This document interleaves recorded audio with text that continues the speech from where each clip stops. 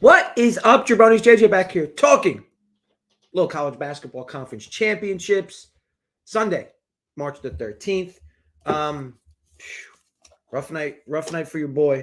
I know I don't look that hungover because I hold it well, but I probably sound it. Interesting night with the boys, to say the least. But we're here. And look, yesterday was nice, right? We went 2-0 on the live show. Akron wins outright, nearly wire to wire. Indiana was winning wire to wire as +6. And they just kind of collapsed with 5 minutes left, sad to say. Look, and kudos to D, Rubio, and Yami for running the soccer show this morning. That was a good one. I'm excited to join that show with them weekly on Saturdays. So it might be a bit of a break for a few weeks, but that'll be back as well. I guess let's dive in. This should be a pretty short video, to be honest. I'd love to sit here and talk to you guys for an hour, but there's only 5 games to talk about. But I do like a few of the spots here. So we will start with, let me see. We will start with, where's times? Okay, so Yale Princeton. I don't have any bet specifically I like in this game. However, I will say yesterday I did bet Penn against Yale, and that really wasn't fun because it was a nice little back and forth where Yale pulled away late to cover the 3. Here's the thing. I haven't bet much Princeton games this year because I think this team is just the true class of this conference. And I know that's almost like sounds double-sided. Like, why, if I think a team has been the true class of a conference from start to finish, why would I not be betting them? I just think their lines have been a little padded throughout the year. And probably, I guess it depends, who you ask. But numbers-wise, for me, this number is a little padded at 3. But I make it slight less than 2, so I don't have much value here to bet Yale. Like I said, I think it would be a shame of Princeton's had some good years as a school. This has been a really good year for them. It would be a shame if this year they did not make the dance by losing this game. But they're a fun team to watch. They pounded in from 3. They're really good inside. It's one of the most efficient offenses in the country. This is the type of team that could definitely make some noise if they make it. Whereas Yale, much different, right? So Yale doesn't really shoot well at all. They play pretty good defense. They play with some pace, and that kid Swain's really good for them. But it would be a real shame if Princeton was to lose today. But look, like I said, Yale is live for sure. I just think Princeton's had a great year, and Princeton has a tremendous amount of upside, going into the tournament. Now, they don't make free throws, which is a problem, and it's been a problem for a lot of teams in the bracket. But so for me, call it a small lean in favor of Yale. But from a rooting interest standpoint, I'd love to see Princeton win because I think that they're a team that could definitely win a game or two, at least in the tournament, with how well they shoot. I mean, that's a given. They get off the bus and they get a little cold-blooded. This team can just fire from 3. And again, super efficient offensively. They have highly rated guys, from a D1 perspective all over the place. So, but again, defensively, this team has a ton of woes. I mean, this team is going to get pounded against an athletic team. But I'd argue the same thing with Yale, so it doesn't matter in that respect. At least Princeton can shoot themselves out of trouble, whereas I am a little different on the Yale side of things. Again, call it a small lean in favor of Yale. Don't love the play at all. While on the footy lock thing, I'll be honest, I'll be joining that show with them weekly. I'm not going to be giving picks. I'm happy to host with them though, and I'm happy to learn a little bit more about soccer as well because it's kind of like the golf thing, like I just kind of host a show, move it along, and call bullshit when I smell it. But no, those are good guys, and they're going to give a lot of good soccer information, and I'm happy to help them move through the show for sure. Never played Davidson -3.5 yesterday. Yeah, it was a nice win. I mean, obviously it sucks you didn't play that, but yeah, that was a good call. Okay, so moving on to the next game. Only 4 games left, right, bro? Richmond Davidson. This is another game. I don't have a spot I love in this game. I think Davidson is typically having a Davidson type year. They're the best team again in the A10. McKillop's just doing another great job with this squad. This team is tremendous from 3-point range. They get absolutely hammered on the offensive glass, which has been their demise, which is why they would lose games to teams like Dayton this year. Richmond, however, is terrible on the offensive glass. So from a matchup perspective, this is just not a good one for Richmond. However, Richmond playing good ball, and Davidson's already in. So Davidson can lose this game, and they will still be in the bracket. This game means a ton to Richmond. But look, Richmond has very slight advantages in this game. Davidson's just much better toe-to-toe. And Richmond gets a lot of their points from 3-point range, and Davidson doesn't really give up a lot of points anyway from 3-point range. It's all going to be on how well Richmond's going to fire from three, because they're going to struggle to score inside against Davidson, at least with consistency. And this is the interesting part. Like, Davidson's really going to slow this game down. Richmond's obviously going to look to move this up in pace and tempo. Like I said, to me, the favorite here has too many advantages. I actually capped this around 4. So again, it's 3.5. I guess a super slight lean in favor of the favorite in this one, but I don't. Again, not nearly enough to want to bet it. Richmond, I think, has been a dark horse type team most of the season. I think they have tremendous upside. I think that between Burton and Golden, this team's got a good big man and a good guard, and again, they just they got guys guys like Gilliard that could really pour it in from outside. So I just, to me, it's not a spot I love. Like I said, Richmond's got upside, and that upside could shine here in a game for Davidson that I'm sure they want to win, but the game means a hell of a lot more to Richmond. So I'll stay away. I know it opened 3. I guess it would have been a little more favorable there. The total is an interesting number, to be honest, because this total should be, in retrospect, 6 or 7 points higher. But these teams have really clamped down defensively in this conference, in this conference tournament.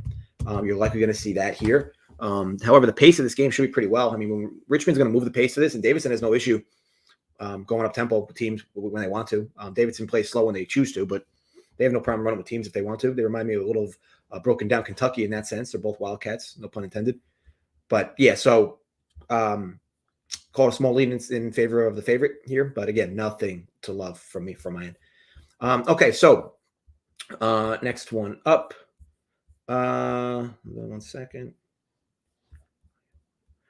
Okay, so A&M in Tennessee, an SEC clash. Look, A&M, I mean, this has been a really impressive run. The question you have to answer yourself is, look, I capped this up past 8 for Tennessee. So the fact that it's 6 makes Tennessee definitely a potential play. Not my favorite on the board because I have a feel I'll give you, but definitely a strong lean, we'll call it, in favor of Tennessee. This is, so A&M has had a really good run here, right? I mean, they won, miraculously against Florida. They hold toe-to-toe to Auburn. Then they just wiped the floor with Arkansas. It's a team playing with a tremendous amount of confidence right now. But again, so now they see Tennessee, and this is a bit of a buzzsaw for this team, matchup-wise.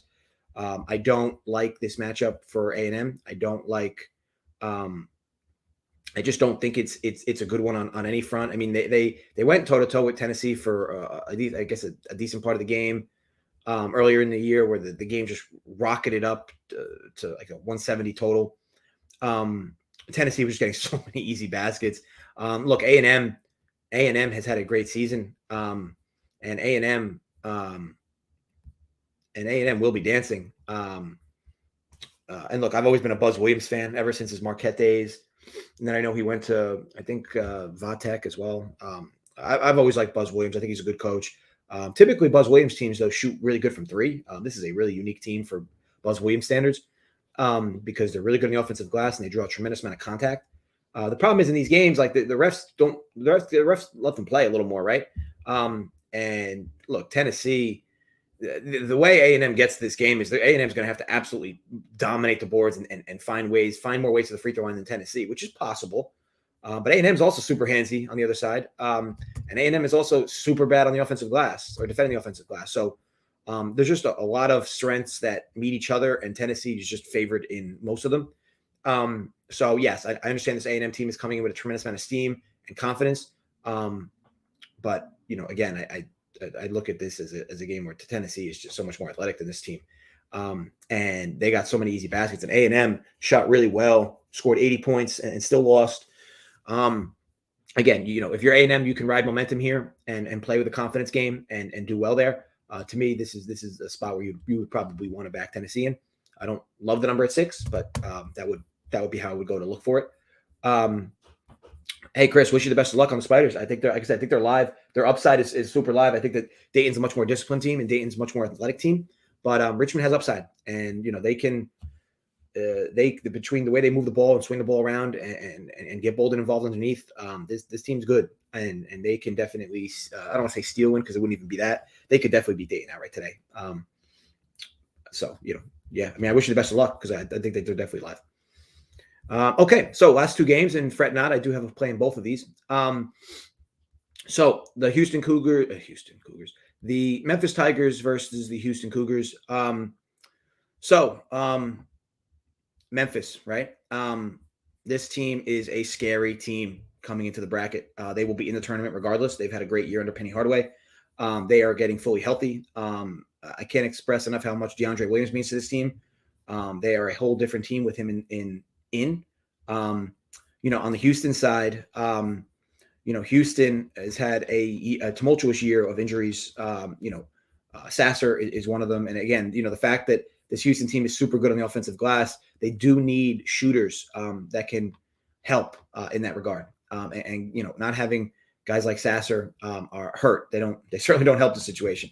And even like Tremont Mark, I mean, he's not nearly as good of a scorer as Sasser is, but that ability to extend the outside. Now, granted, during the stretch, guys like Fabian White and even Kyle Edwards have shot the ball better. And I like how Houston has looked recently. I get a little scared on this team because they've lost twice to Memphis, but now this team has really found their stride in this conference tournament.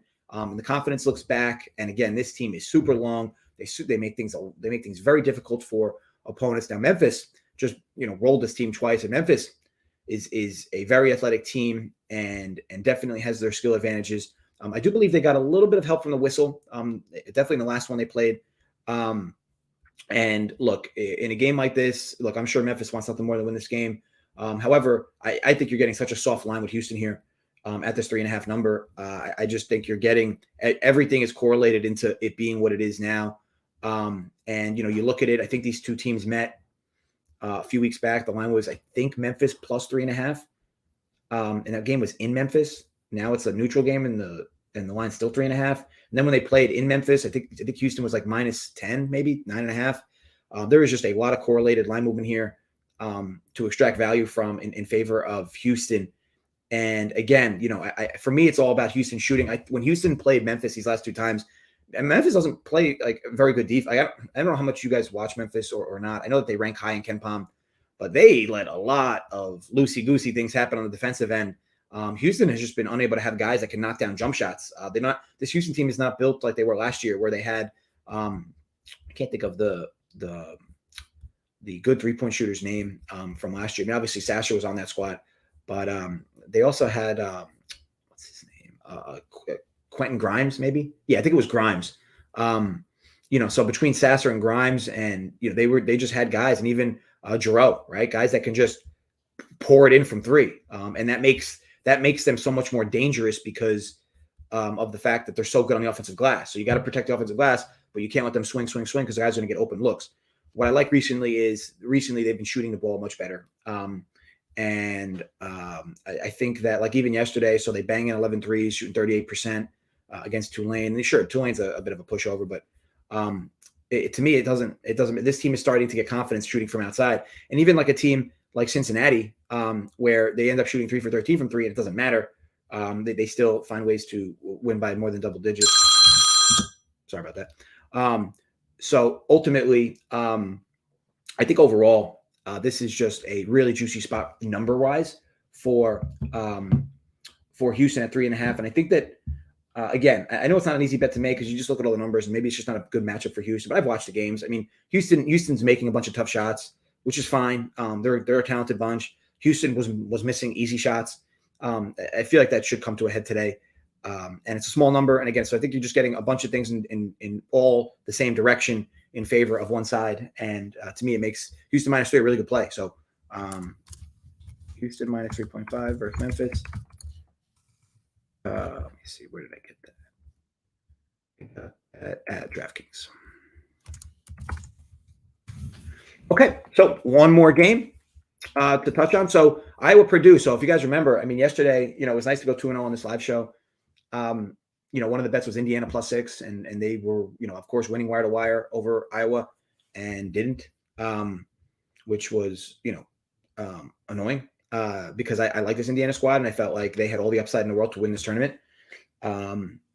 And they kind of let down there late, 9-point lead, 5 minutes left. And then like Iowa just made like 4 threes in the last 2 minutes, including a bank three as time basically expired, which was a little BS, but look, good for Iowa. So this is a number play for me. This game is a pick 'em. I'd even argue that Iowa should be a slight favorite, in terms of like a -114, -115 in terms of the VIG. The fact that Purdue's favored here, I get it. To me, this is all about like Iowa beat a team in Indiana that they had no business beating. And this team is doing what they have to do when they have to do it. And look, Purdue, these are two interesting teams. It's interesting that these two meet up because these two teams are two of the biggest pants shitters in the bracket year in and year out. And not to say that they don't ever make the Sweet 16 or anything. These are teams that every year, between Painter and McCaffrey, that have such good squads, such good offenses, and just every year this team finds ways to let down. Now, I know that Iowa has beaten Purdue has beaten Iowa once this year, or was it twice? Okay, so they beat them twice. And now they're a matchup with them for the third time. And to me, from a line value perspective, I like getting the two here. I think that these two match up really well against one another. And I think that Iowa has some strengths as well. I mean, these are the two best offenses as per KenPom in the country. And Iowa plays better defense. So to me, it's just very interesting overall. I know Purdue is going to have a tremendous amount of advantages scoring the basketball. I know Jackson Davis yesterday just went ham inside against Iowa, and that's not going to change. I felt like Indiana got away with a bunch of them from Iowa, a bunch of open looks that weren't falling. And then Indiana, kind of, shit their pants late in the game. And then Iowa was able to take advantage on some of the threes that they were missing throughout the game that were finally starting to stick. Now, interestingly enough, I wouldn't expect this to be a huge foul game. I'd expect this game to get called rather physically, which could, mean you have some value in a few different areas. I think this game's going to have a tremendous amount of scoring. I know that the total's high, but Iowa is playing out of their mind offensively in this tournament. And again, this is more on the edge of, I felt this was Indiana's tournament to lose, and Iowa beat Indiana. So to me, this makes it Iowa's tournament to lose at this point. Again, I'm not sold on Purdue on so many fronts. I love this offense. I mean, I was knob-slobbing Princeton earlier for how efficient they are on offense. This team's remarkably efficient on offense, but that's them every year, right? I mean, they just have a bunch of guys that can pour it in from three, and that's Purdue most years. To me, we watch this team every year falter in the tournament because they don't make their jump shots, and they play a team that goes hog wild on them, and they find themselves exiting. Now they had the tough year against Virginia, where I forgot the shooter for Purdue that went nuts against them in the tournament. What was his name? I don't even remember. Was that 3 years ago? Hey, Carson Edwards. I mean, either way. That was a year they had a legit shot to win it all. But either way, like I said, Painter and McCaffrey, the two of them both wet the bed in the brackets. It would be nice to see these teams actually do something in the tournaments, like deep runs in the Final Four or such. But either way, So to me, this is a game that should be literally a toss-up game. And I know the line's seen some steam in favor of Purdue. I don't really care. If anything, it's made this play better for me because the number's better now. So waiting made things better. And again, I think that I was playing with a tremendous amount of confidence. I mean, the way that last 2 to 3 minutes ended, like Iowa had no business winning that game yesterday. So that's been, the fact that Iowa was pushed that far up against a wall and won. Meanwhile, Purdue is kind of like letting teams like Penn State hang around, and Michigan State was a nice win for them. But, again, they weren't so much like tested. It was like a wire-to-wire win for them. I like the fact that Iowa's been battle tested now 2 games in a row, because I don't know if you guys remember, they started out that you blinked and they were down 10 to Rutgers. They battled back and they were winning at the half, and then they were losing all game to Iowa. To Indiana, and they steal the game late. To me, I thought that Indiana had a tremendous amount of matchup advantages against Iowa offensively, and they still lost. And they covered, which is fine, but they still lost outright. And now they're playing Purdue, where these games are similarly matched. But I just think overall that Iowa is Iowa doesn't deserve to be 2 here. So to me, and I think I got a 2.5. Yeah, 2.5 in DraftKings. So to me, it's a nice play in a game that should be a nice back and forth.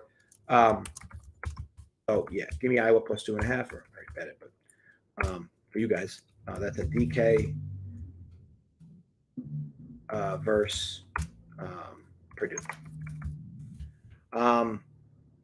Iowa margin 1-10 plus. I think that's risky, Scott. I mean, you can, but the part that sucks is you'll really kick yourself if Iowa was up 8 or 9 with a few minutes left and they pull away and you don't win your bet. I don't mind the bet. I just think to me those bets are always a bit of Russian roulette, to be honest. Especially if you like a game. Like Iowa could definitely lose outright. Iowa could lose outright by 20 today. But as far as like numbers go, to me, there's good value on 2.5. And yeah, of course. I mean, both. I'll be honest, Scott. Both teams have good guys off the bench. I would have free roll Davidson back. I can't blame you there, Adam. Okay, yeah. So that brings up. That's all the games. Would you hedge that bet? $5 ticket to win 500. That's all on you, Chris. So this is an interesting bankroll management question because, you're making a future bet on a team to win, and it's going to pay, 100 to 1 for you. You can go. I mean, Davidson money line is what, minus 180, minus 190. You can bet $200 on Davidson money line, and regardless, you'll win. You'll either win 100, or you'll still win your. Well, here's what I always say with hedges: like if you're going to hedge, you never want to hedge and your hedge becomes worth more than your initial bet, especially if you like your initial bet. I don't have an issue with people hedging. I mean, I'll hedge from time to time. I don't do it now as much as I used to because I was just giving away so much money doing it. And don't get me wrong, it's not like I often did. I like to do it to offset me mentally, if that makes any sense. Because there are certain games where you're just going to mentally spiral out from with how they end. So typically that's why I'll hedge when I do, to kind of avoid that mental lapse. But, but what I will say is no matter what, whenever you hedge an original bet that you liked, don't ever make it so you now need the hedge to make more money. Like you should always be hedging. I mean, again, the whole definition of hedging, right? To protect yourself. You shouldn't be hedging with the idea that now you need to be rooting for your hedge. So if you hedge there, Chris, you should hedge in whatever you want, whatever you definitely want to take out of the money. So the potential money is 500, right? So how much potential do you want out of that 500? Do you want 100? Do you want 200? If you want 200, well, no, because you wouldn't do that anyway. Because now you're starting to go back into the reverse with now the hedge is worth more than the actual bet. I would say, I'll be honest, Chris, I would think a $200 money line bet on Dayton would be a fair way to go, because if you lose Dayton, you're still going to win 300. And if Richmond loses today, you will still profit, $95. So that would be the way I would do it. But to each his own or her own. Okay, Princeton, Texas. Yeah, I mean, can't blame you here. Princeton's the class. A&M's a hot dog. Hot dog, LOL. Memphis has got matchup advantages, and Iowa's, I think, super live today. So anyway, that wraps up the show. Hopefully, let's go back to back on 2-0 days. But either way, I will be back either tomorrow night or Monday night with the breakdowns of the bracket. Right, so I'll talk on some games I like, give out some plays because again, I'm going to be unavailable for a few days next week as I'll be in Kentucky over with the Run Pure crew. Maybe do a video together from there. But either way, I'll have some videos for you, whether it's today or tomorrow night after the selection Sunday gets done. And looking forward to a nice little, March Madness tourney. Some fun all around. And I wish you guys nothing but the best of luck today and tomorrow. And I know that, we're going to have a light week in college basketball, but it's okay because tennis is still back in stride. So that'll be fun. No, sad to say, best Piter, likely not. But it'll be a good time. So yeah, guys, thanks again for popping in. Thanks for watching. Thanks for being live in the chat. As always, gamble responsibly, stay safe, and yes, run pure. I'll see you guys.